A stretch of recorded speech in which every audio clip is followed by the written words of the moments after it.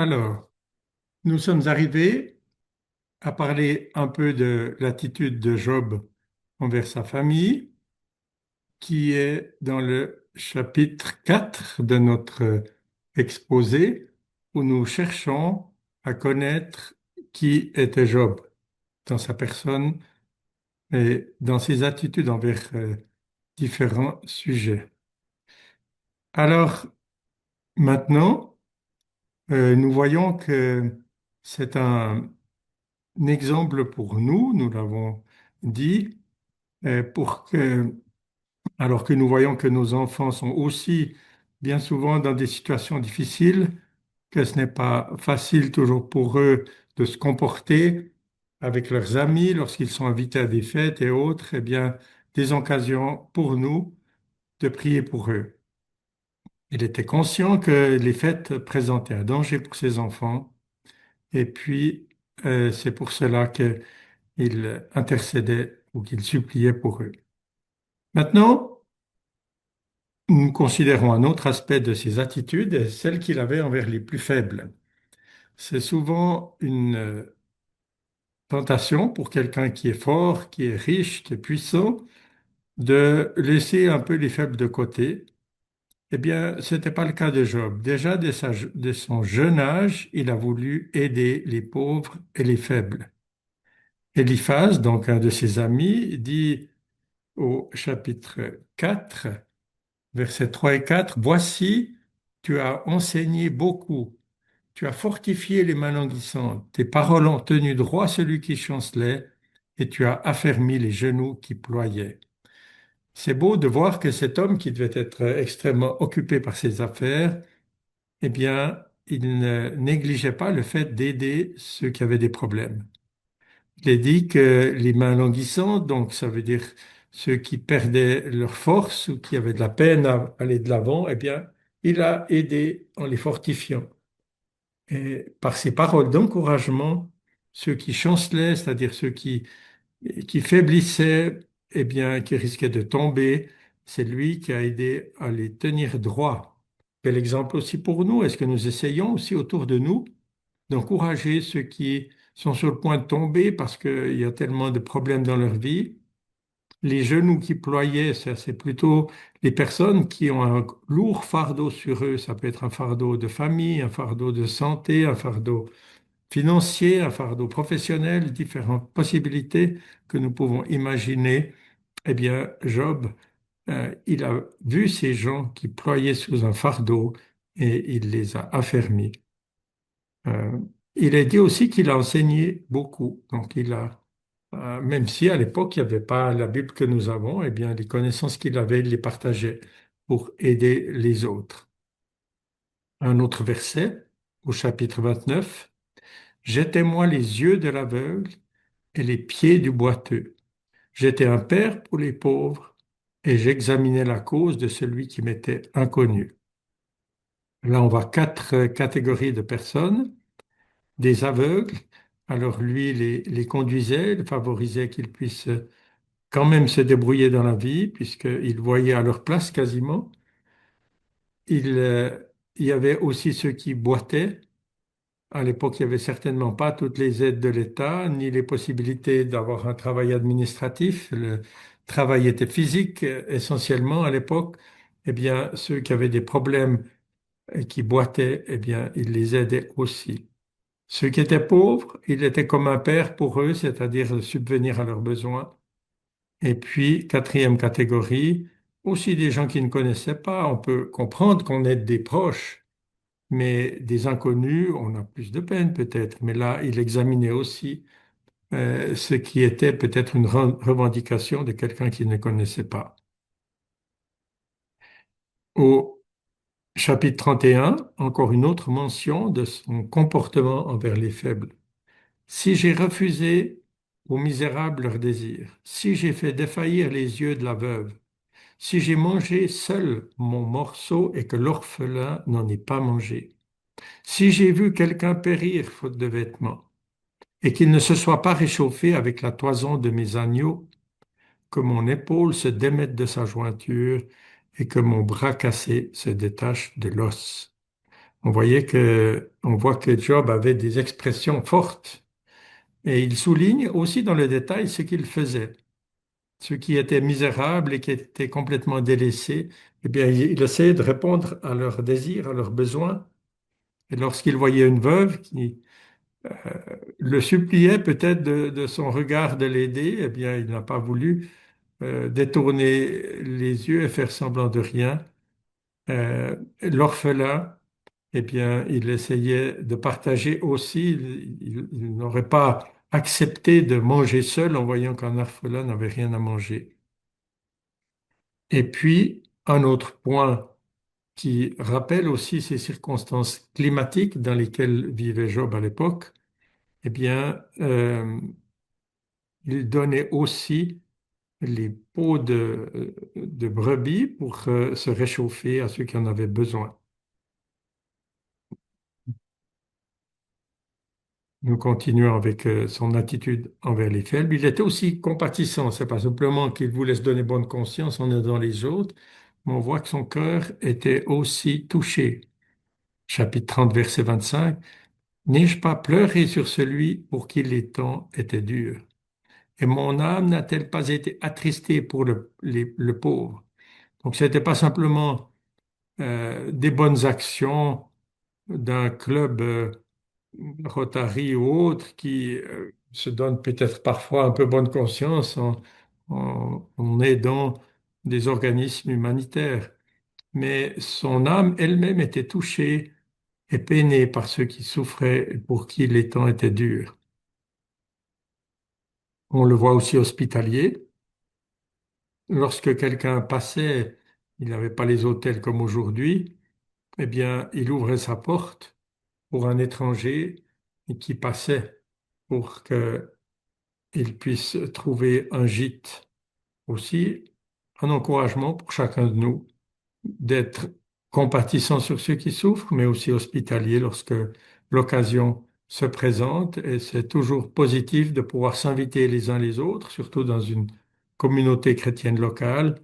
C'est ainsi qu'on fait mieux connaissance, que ce soit après le culte, peut-être pour le repas du dimanche, ou que ce soit durant la semaine ou d'autres occasions.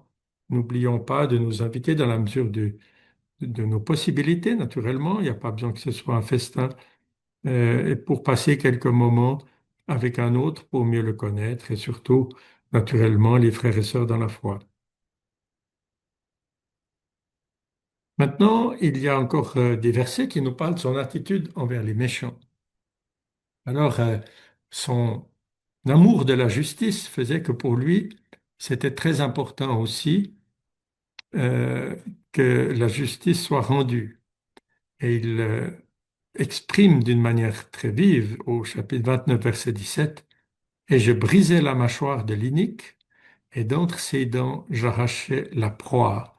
Lorsqu'il voyait qu'il y avait des personnes mal intentionnées, des personnes qui voulaient écraser, profiter de la faiblesse de quelqu'un d'autre, puisque on voit que c'est comme un prédateur qui a une proie envers quelqu'un plus faible, eh bien, il ne faisait pas semblant d'avoir rien vu, mais au contraire, il entrait en action pour arracher la personne des griffes des dents, comme c'est exprimé là, de celui qui, par méchanceté, voulait ruiner quelqu'un ou lui faire du mal. Il parle même de ce terme fort, de briser la mâchoire de l'inique, donc une punition aussi donnée à celui qui agit mal. Par contre, on ne le voit pas avoir un esprit de vengeance. Euh, il dit au chapitre 31, verset 29, si je me suis réjoui dans la calamité de celui qui me haïssait, si j'ai été ému de joie lorsque le malheur l'a trouvé, même je n'ai pas permis à ma bouche de pécher.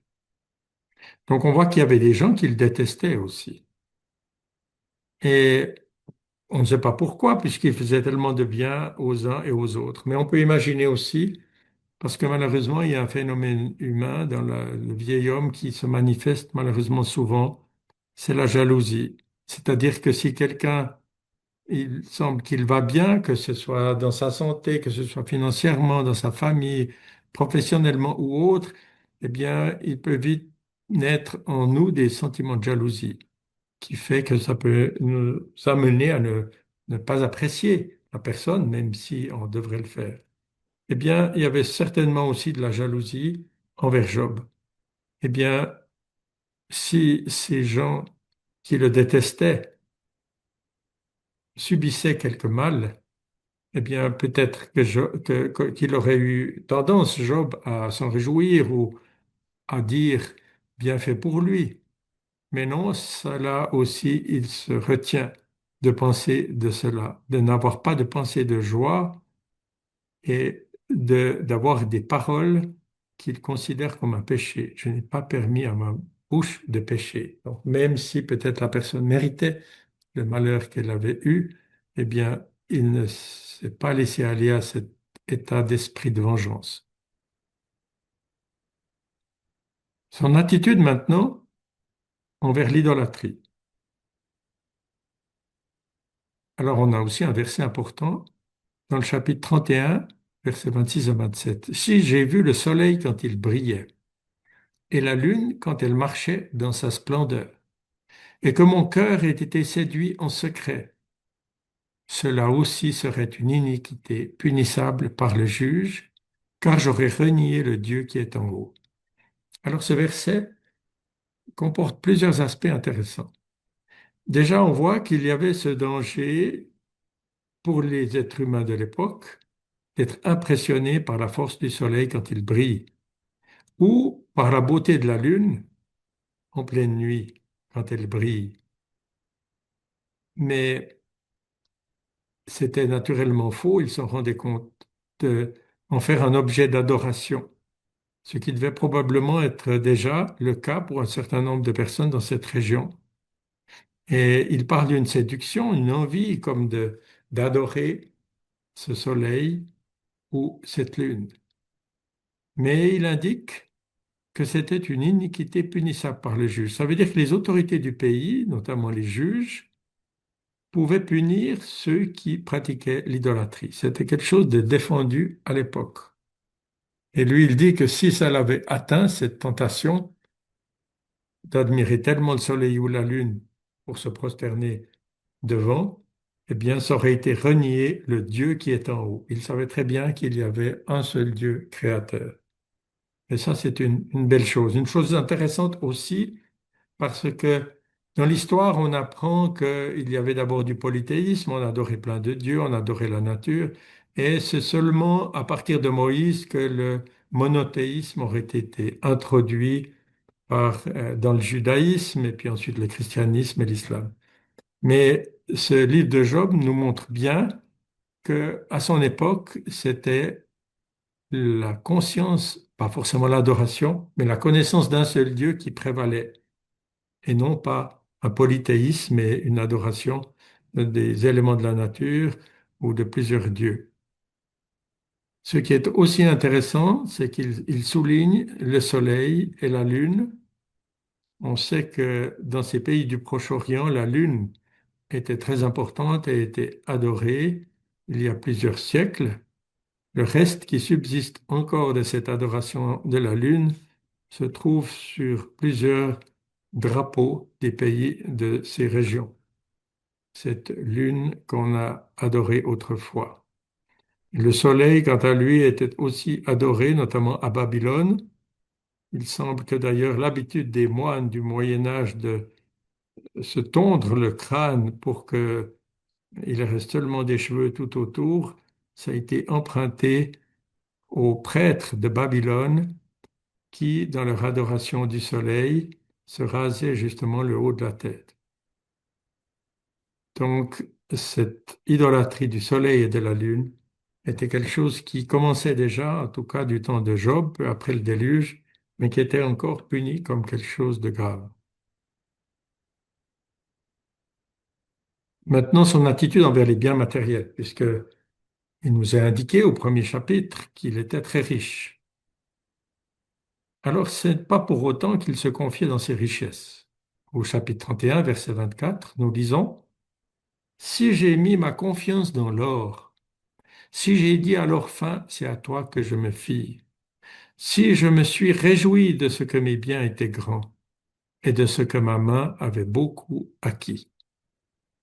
Là, on apprend aussi dans cette introspection de Job pour essayer de trouver l'origine de ses malheurs, qu'il disait, ça peut pas être que je me suis confié dans mes richesses.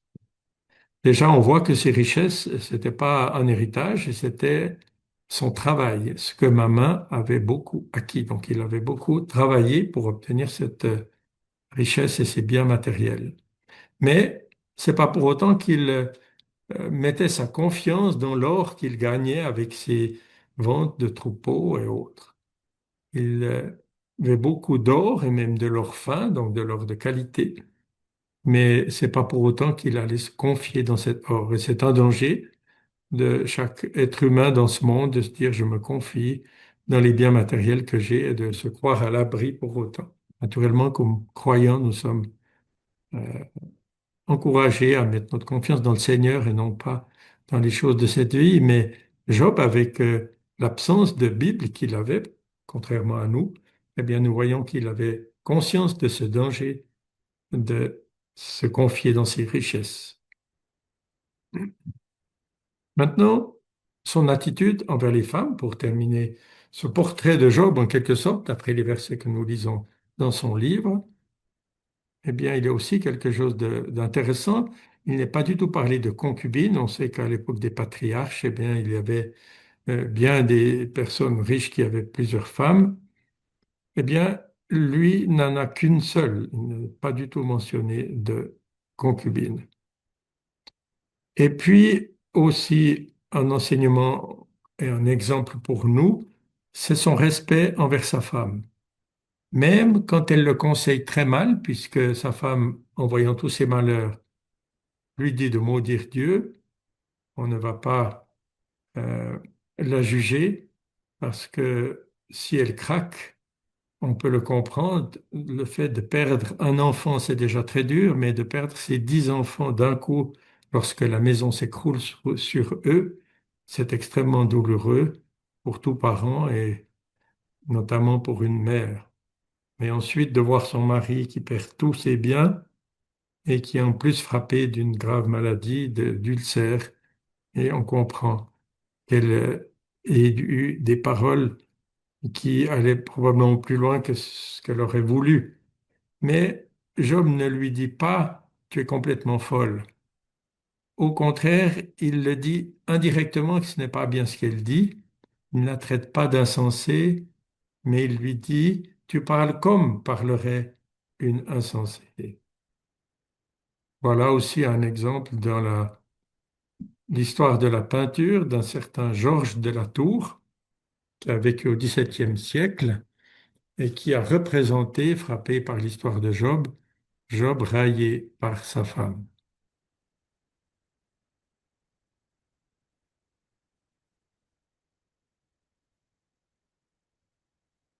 Voilà la suite de son attitude envers les femmes. Et cela nous parle, je pense, spécialement aujourd'hui. Ce verset premier du chapitre 31. J'ai fait alliance avec mes yeux, et comment eussé-je arrêté mes regards sur une vierge? On voit qu'il avait une propre discipline aussi, particulièrement sur son comportement avec les jeunes filles. Une propre discipline qui fait qu'il ne veut pas se laisser emporter par ses regards. Et on sait très bien qu'aujourd'hui, ce verset est encore très moderne, et même peut-être davantage qu'à l'époque, puisque avec les journaux, la télévision, les films, les vidéos, Internet, tout ce qui n'existait pas à l'époque, mais qui existe aujourd'hui, eh bien, nous avons aussi une nécessité de contrôler nos regards. Et c'est tout particulièrement important dans notre époque où nous entendons toujours plus, non seulement des hommes du monde, mais des chrétiens qui sont asservis à la pornographie. Et bien que ce- cette phrase de Job puisse nous encourager aussi à avoir de la discipline à cet égard. Et on peut penser tout spécialement de prier pour les jeunes qui grandissent avec toutes ces possibilités de voir ce qu'ils veulent sur les écrans et qui peuvent facilement se laisser euh, prendre en asservissement, en addiction avec ces choses-là.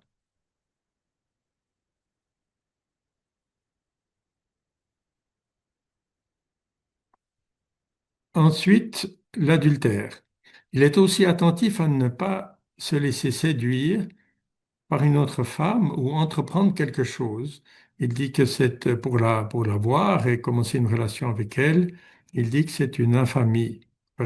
Verset 9 du chapitre 31. Si mon cœur s'est laissé attirer vers une femme et que j'ai fait le guet à la porte de mon prochain.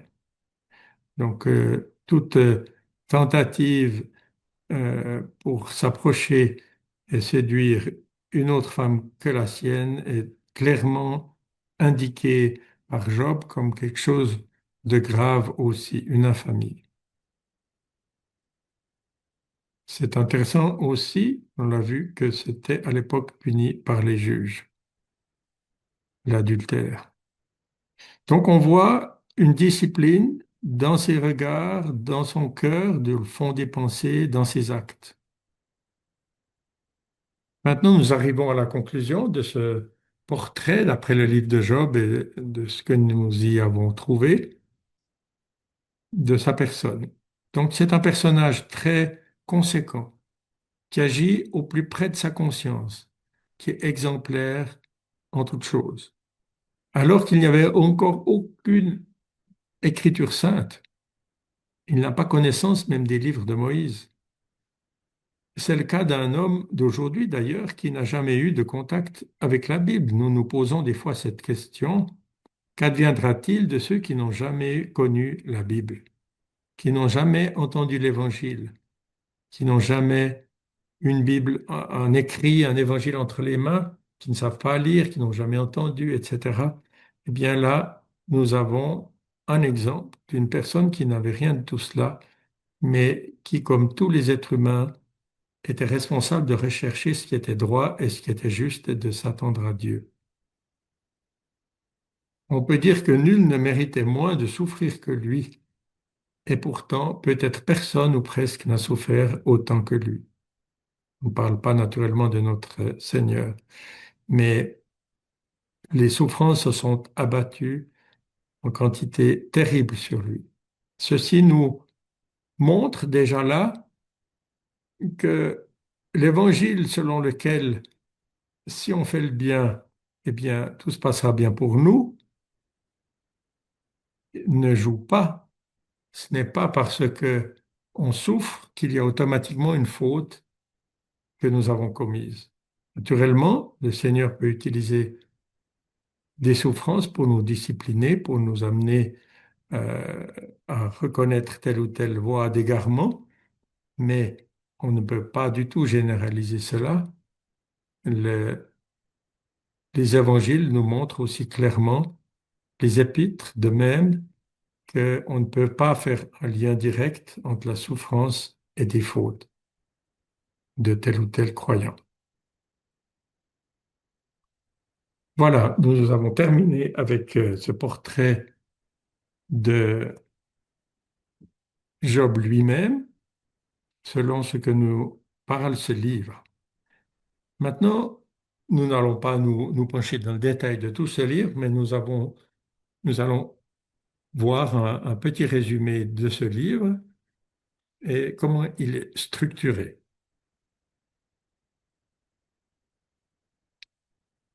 Alors, on a au début une introduction qui se trouve dans le premier chapitre et dans les 10 premiers versets du deuxième chapitre.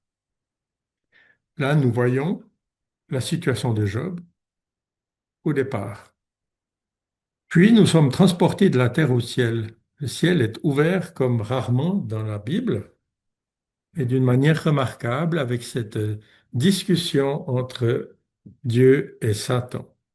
Puis, il y a la mise à l'épreuve de Job qui a lieu en deux temps.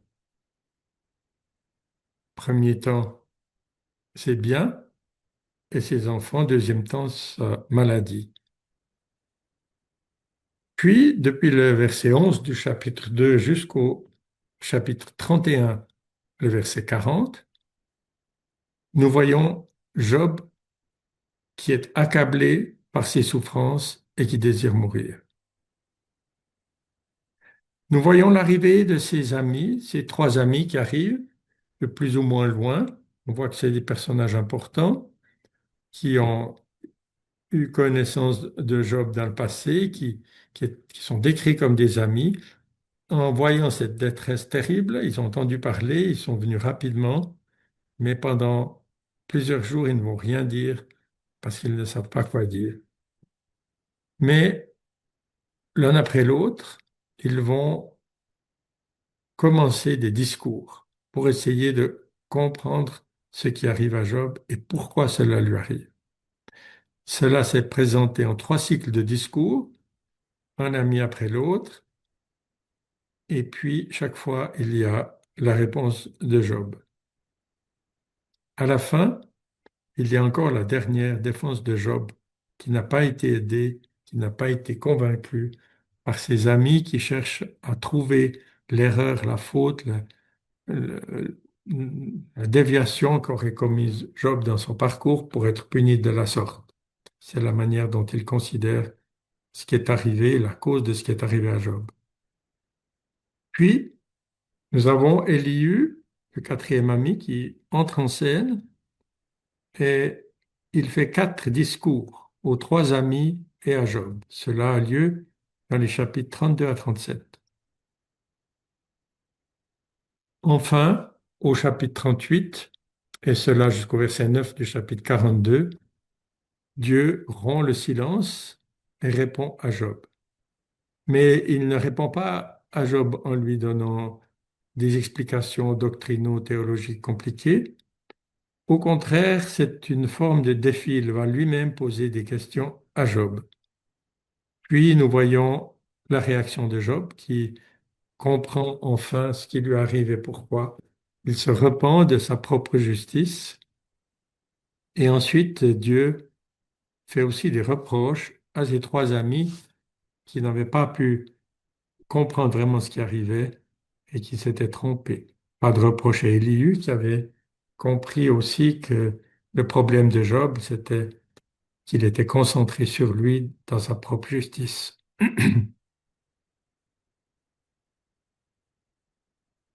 Puis à la fin, nous avons la conclusion avec la restauration de Job. Ceci dans le chapitre 42, versets 10 à 17, donc à la fin du livre.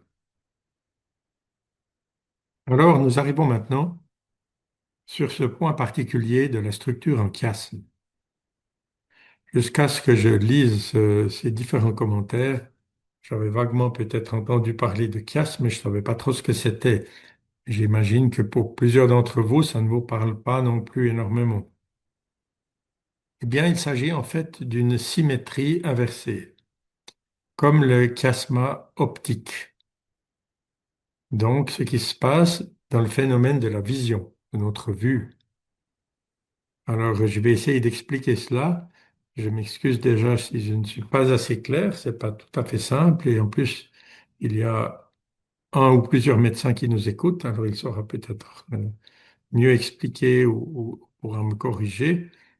Mais il s'agit en fait du phénomène qui nous permet de voir en profondeur, appelé la stéréoscopie.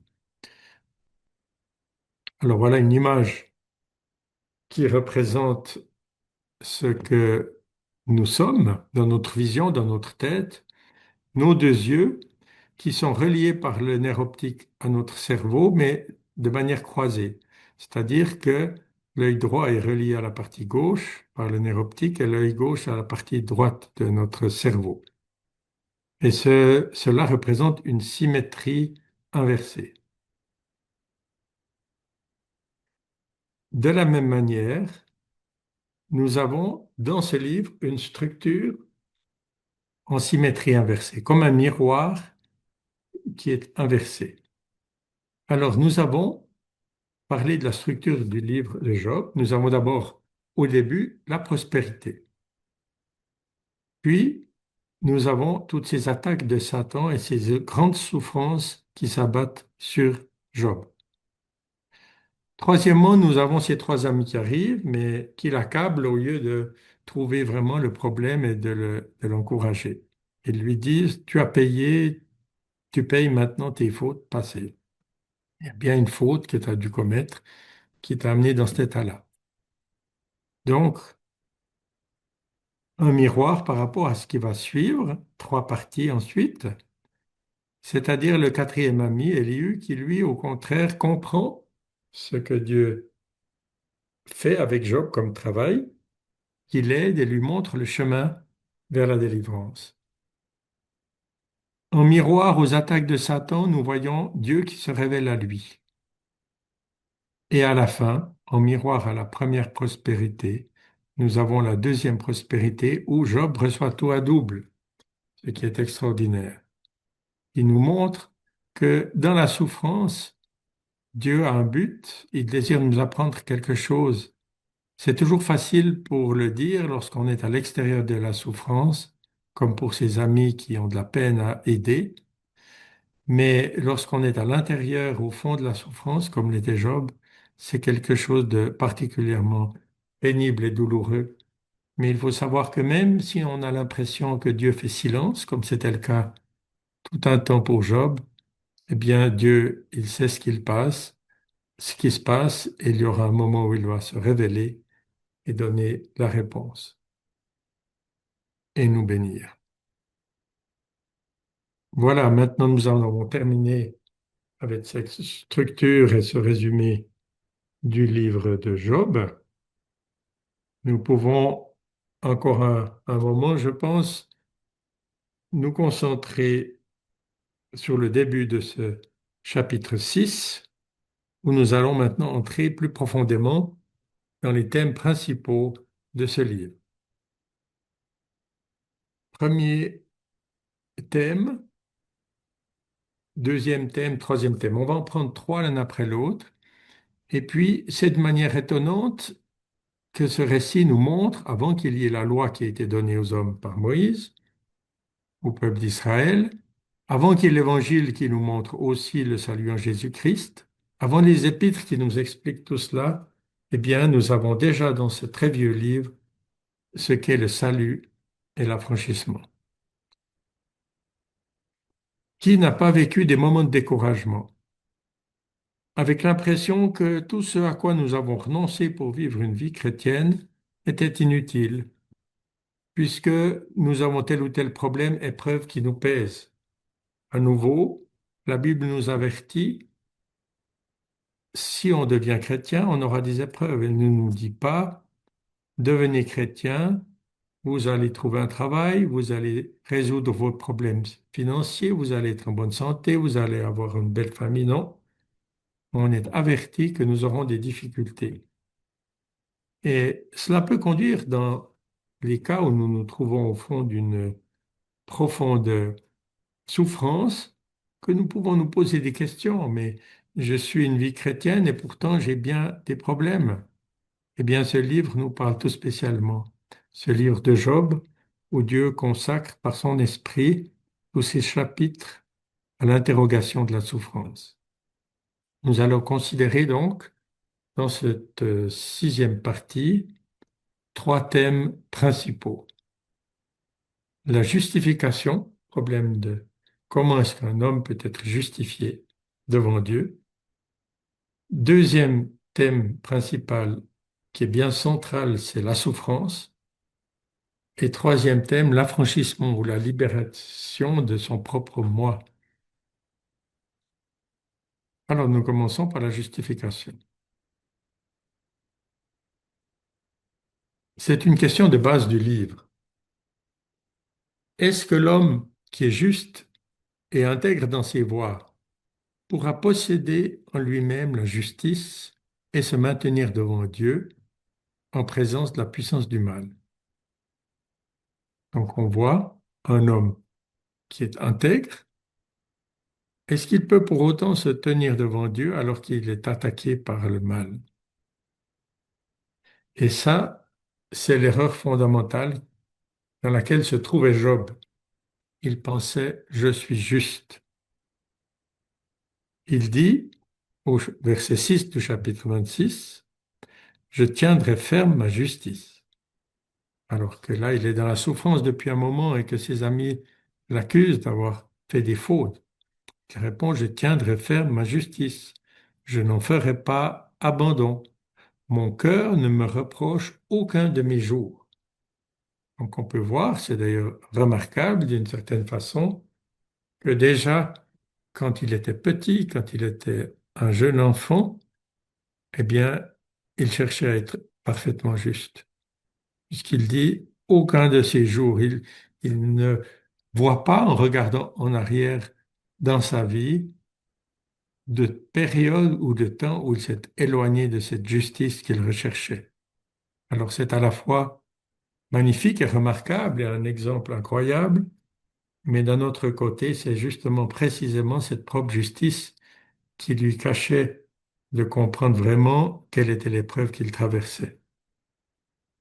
En fait, il se complaît dans sa propre intégrité. Il s'en fait un vêtement de propre justice, comme il le dit lui-même, et nous l'avons souligné dans le verset que nous avons lu précédemment. Cette propre justice ne lui permet pas vraiment de voir Dieu comme il est et ne lui permet pas de se voir réellement comme Dieu le voit. Même si Dieu avait déclaré dans le premier chapitre que c'était un homme juste. Mais cette propre justice fait qu'il est concentré sur lui-même et pas sur Dieu. Il se tourne vers Dieu dans cette souffrance, tout spécialement. Il compte sur lui, mais il ne trouve pas de réponse, parce qu'il reste dans cette propre justice.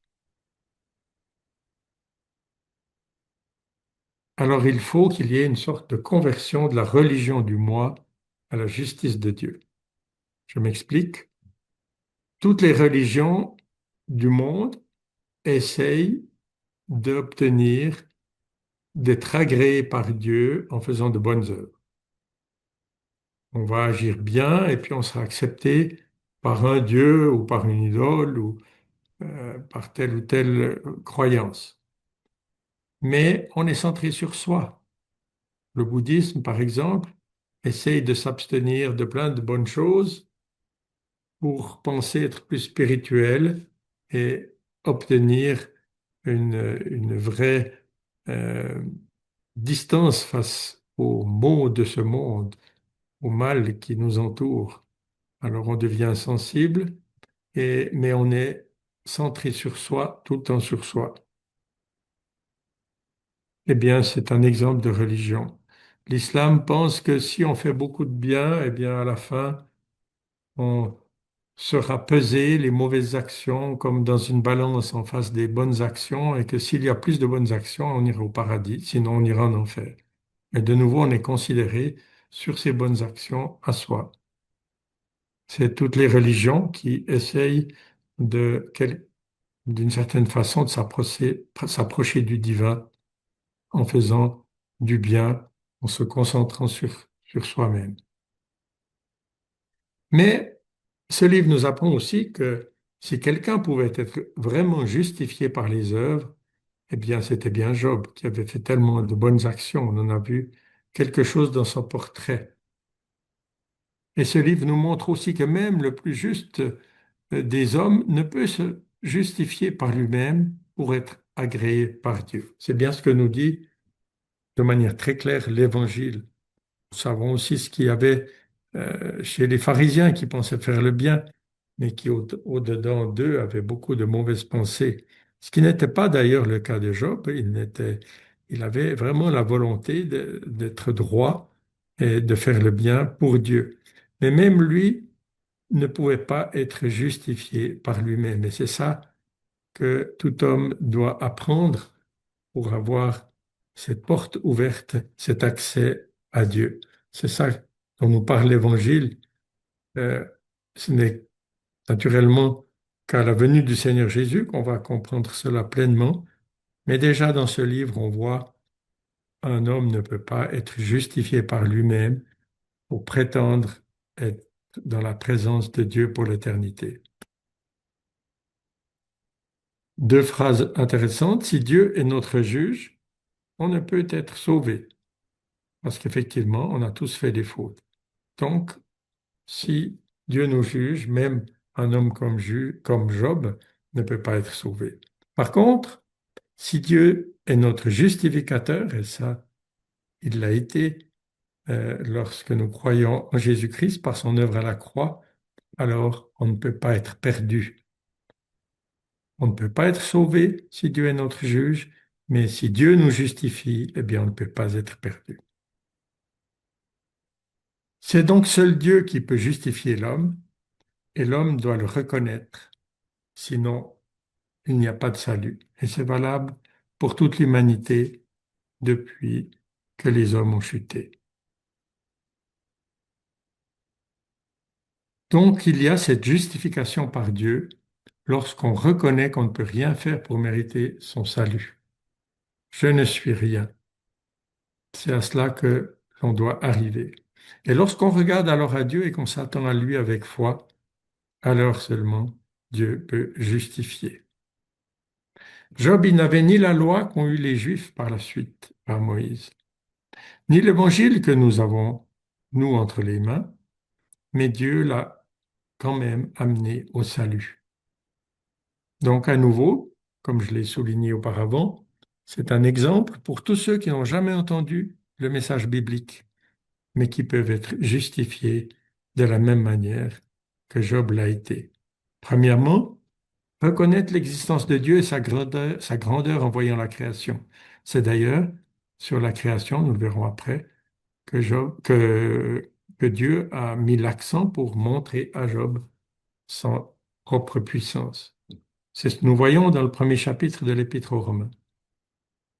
Deuxième étape, reconnaître que nous, on n'est rien et nous repentir de nos fautes. Troisièmement, croire que Dieu seul, et non pas nos propres œuvres, peut nous sauver et que Dieu a un moyen, même si on ne connaît pas l'Évangile, croire que Dieu a un moyen de nous sauver nous ouvre les portes du salut si on n'a eu aucune occasion de connaître l'Évangile. Voilà, je vais m'arrêter là. La suite, dans 2 semaines, ce sera le deuxième thème principal et nous allons continuer au cœur du message de ce livre avec la souffrance. Merci Jacques. Ce qu'on vous propose maintenant, c'est de reprendre quelques questions. Alors, je vais peut-être les regrouper un peu par thème. Je te partage trois questions, mais tu as bonne mémoire. Le livre de Job a-t-il été écrit avant la Genèse?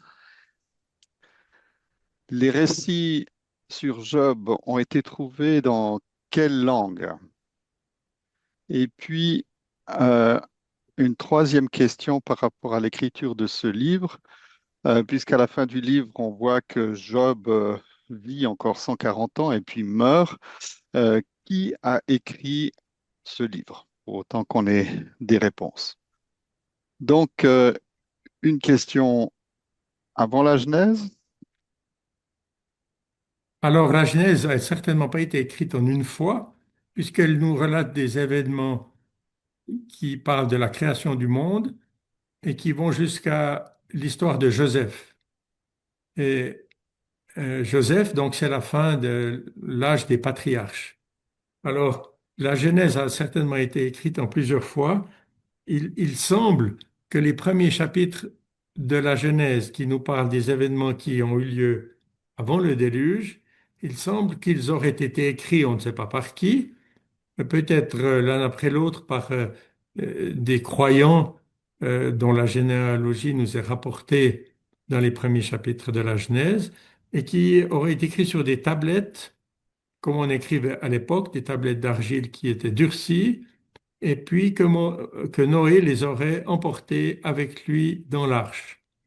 C'est une interprétation qui est fort plausible parce qu'on voit que les premiers chapitres de la Genèse sont formés de paragraphes et chaque fois il est repris à la fin d'un paragraphe, le début du chapitre, le paragraphe suivant reprend la fin du précédent.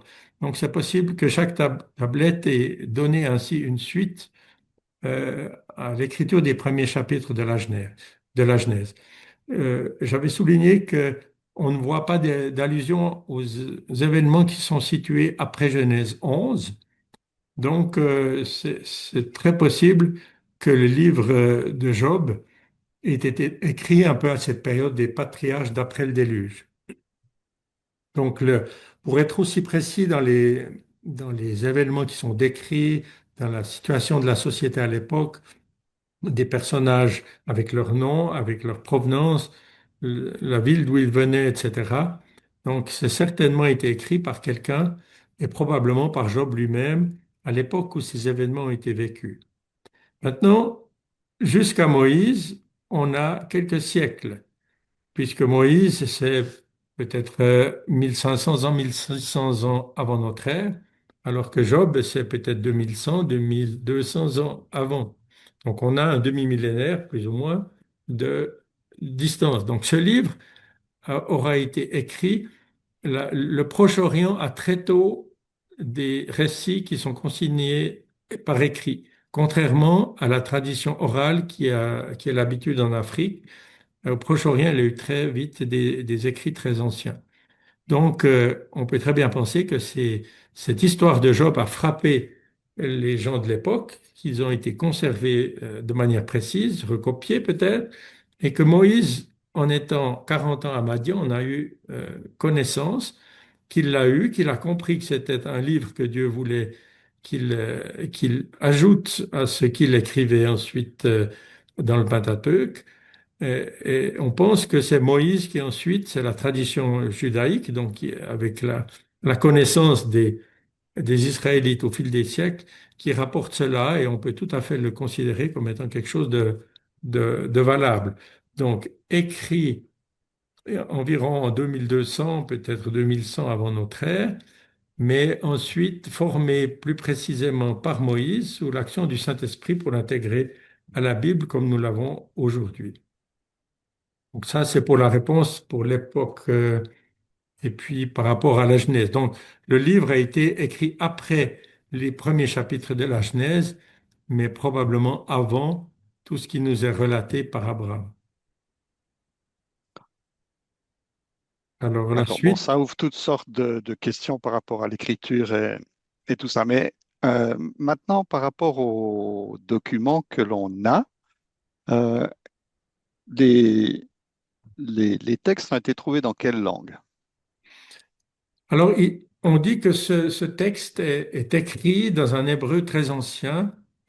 Alors est-ce que Moïse, qui l'aurait donc trouvé, ne l'a peut-être pas beaucoup transformé, mais c'était une langue sémitique qui était la langue pratiquée dans la région.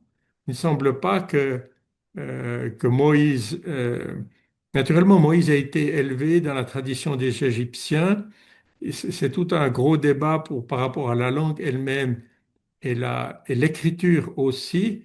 On sait que Moïse a été élevé à la cour des pharaons, lui-même avait appris à écrire en hiéroglyphes, mais il semble que lui-même disons, inventé entre guillemets l'hébreu, et repris la base des hiéroglyphes en les simplifiant. Parce qu'il semble que l'élite égyptienne des scribes faisait exprès de compliquer cette langue pour que le grand peuple ne la comprenne pas. C'est-à-dire qu'on ajoutait des symboles qui sont les hiéroglyphes, qui sont certains, c'était juste une lettre, et d'autres, c'était un mot complet. Donc c'était très compliqué. Et Moïse aurait simplifié cette écriture à la base des hiéroglyphes en retenant seulement les consonnes et les lettres elles-mêmes, et ça aurait donné l'hébreu. Maintenant, en quelle langue à l'origine Job a écrit, cela on ne le sait pas. D'accord. Ce qu'on peut dire en tout cas, c'est que les manuscrits qu'on a retrouvés sont en hébreu et un manuscrit aussi très ancien retrouvé à Qumran et en araméen. Ce qu'on peut aussi dire, c'est qu'ils ont été traduits en grec dans la version des Septante d'une manière un petit peu abrégée. Donc c'est un texte qui circulait déjà abondamment. Jacques, je vais te demander d'avoir des réponses un petit peu plus OK. courtes parce que il y a quand même quelques questions importantes qui restent. Je vais regrouper différentes questions. le fait que Job offre des holocaustes à Dieu pour des supposés et possibles péchés n'est-il pas un élément révélateur que Job ne connaissait pas très bien l'Éternel et pensait que c'est sur cette base de ses mérites ou sacrifices pour assurer sa sécurité? Une question aussi, les paroles de Job et même de ses amis laissent penser qu'ils avaient une bonne connaissance de Dieu, comme le serait un chrétien mieux instruit aujourd'hui. Pouvons-nous savoir comment ils ont eu, à leur temps, cette connaissance de Dieu et de cette volonté? Alors, par rapport au sacrifice, alors c'est sûr que je n'ai pas connaissance de tout ce que Dieu avait donné à Moïse sur les règles des sacrifices dans le Lévitique et autres avec les significations. C'était des sacrifices beaucoup plus simples, beaucoup plus rudimentaires. Et puis, c'était une façon de se rendre agréable à Dieu et d'intercéder justement pour ses enfants dans ce cas-là. Certainement qu'il n'avait pas de détails sur la manière de rendre ces holocaustes et ces sacrifices. Je pense que c'était assez simple. Maintenant, pour la question de la connaissance de Dieu des amis de Job, et on voit qu'ils se trompent dans plusieurs aspects. Élihu le souligne aussi en leur faisant des reproches. Dieu fait les reproches lui-même aussi aux trois amis à la fin. Ils doivent eux-mêmes rendre des sacrifices. Alors de nouveau, il n'y a pas de détails sur la manière de rendre les sacrifices. C'était beaucoup plus simple puisqu'on n'avait pas le détail qu'on trouve dans les livres de Moïse. Je ne sais Merci. pas Est-ce si que c'est d'ailleurs suffisant. le but de ce livre, c'est pas justement de nous montrer qu'il y a un chemin vers une meilleure connaissance de Dieu? Il me semble que c'est ce que tu as montré par rapport à la justification. Job avait quand même un peu une théologie du mérite, où voilà, la fidélité, c'est la protection, la piété, c'est la bénédiction, et puis les sacrifices, c'est la sécurité. Mais attention, Job n'est pas dans la séduction avec Dieu. C'est un homme qui est parfaitement intègre, et Dieu va le retrouver là pour le faire progresser dans sa connaissance.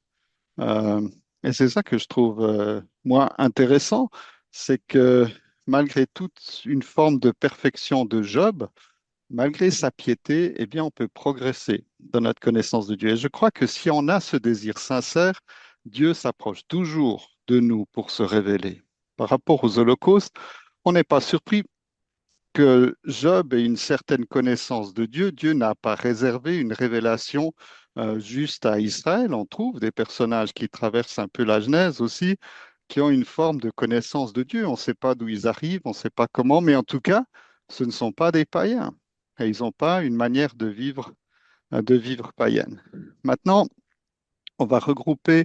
Il y a quelques questions qui parlent de Satan. Si on considère, une question qui vient du Togo, si on considère l'accusation de Satan, peut-on affirmer qu'aujourd'hui aussi, Satan voit la face de Dieu? Et puis, euh, bon, je te laisse déjà répondre à ça par rapport à Alors, Satan. Alors, il nous est très peu donné d'indications dans la Bible parce que ça nous concerne pas de la manière dont Satan se comporte dans le ciel, la manière dont les anges agissent, etc. Mais on sait que pour le moment, Satan est encore dans le ciel.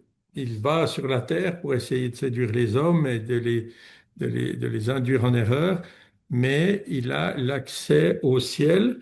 Et cela, on le voit dans l'Apocalypse, puisque à un moment donné, il y aura un combat entre Satan et l'archange Michel, et Satan ne va pas être trouvé vainqueur, il sera précipité sur la terre de manière fixe. Donc, à ce moment-là, il ne pourra plus avoir accès au ciel. Mais pour le moment, d'après ces versets-là, on peut penser que Satan a un certain accès au ciel dans la mesure où Dieu le permet. Merci. Accusateur des frères, c'est toujours une de ses caractéristiques. Merci. Actuellement, les hommes peuvent être justifiés selon le schéma de Job. Par exemple, ceux qui sont nés dans des pays non chrétiens. Alors, on n'a pas dans la Bible directement des versets qui nous expliquent la situation. euh, des hommes qui n'ont rien connu de la Bible et de l'Évangile. Mais je pense que ce livre nous montre effectivement la responsabilité de chaque homme. C'est aussi ce que nous trouvons dans le premier chapitre de l'Épître aux Romains.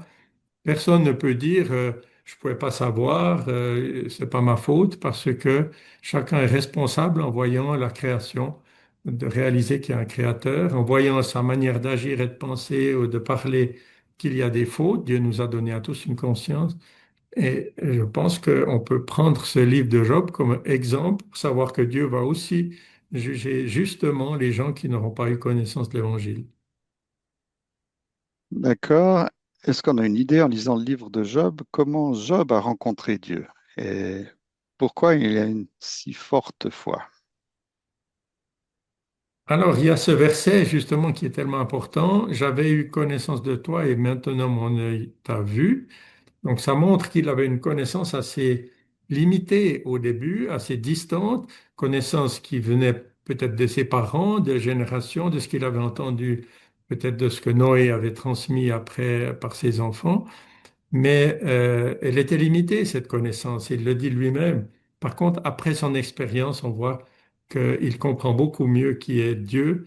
Et c'est là une des réponses avec cette question, est-ce que la souffrance peut nous rapprocher de Dieu? Oui, Dieu peut se servir de la souffrance, ça ne veut pas dire qu'il va le faire dans chaque situation. Nous avons la Bible qui nous enseigne tellement de choses et ce n'est pas une souffrance de la vie, mais Dieu peut se servir de différentes circonstances pour nous rapprocher de lui. Maintenant, comment est-ce que Dieu a parlé ensuite à Job? On voit qu'il s'est révélé dans un tourbillon à la fin du livre, donc dans une sorte de tempête. Il lui a montré sa grandeur. Est-ce qu'il a compris exactement des mots qui étaient prononcés par Dieu? Est-ce qu'il a vu quelque chose d'autre? Ça, on ne sait pas, le détail n'est pas donné. Merci Jacques. Peut-être encore une dernière question. Les autres questions, je pense qu'elles ont déjà été survolées. Et puis il y a une question qui est peut-être pour la prochaine fois par rapport à la restauration, à la bénédiction. Pourquoi le double de richesse mais pas le double d'enfants? Peut-être y répondra la prochaine fois. Et puis une question, une dernière question donc, qui vient de Lizzie, donc Congo-Brazzaville.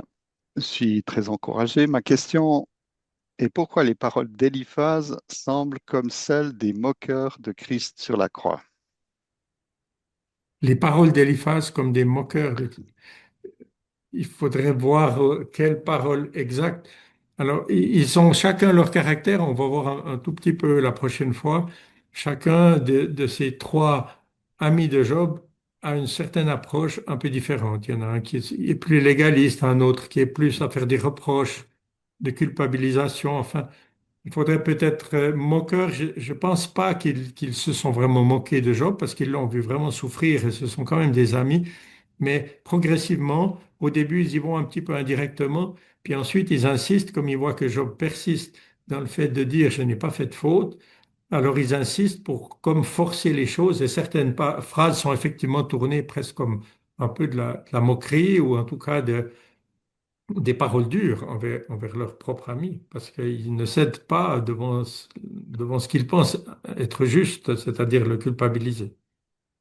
Voilà, maintenant on va demander à Claude-Henri de conclure et puis de vous lancer une petite invitation pour la prochaine fois.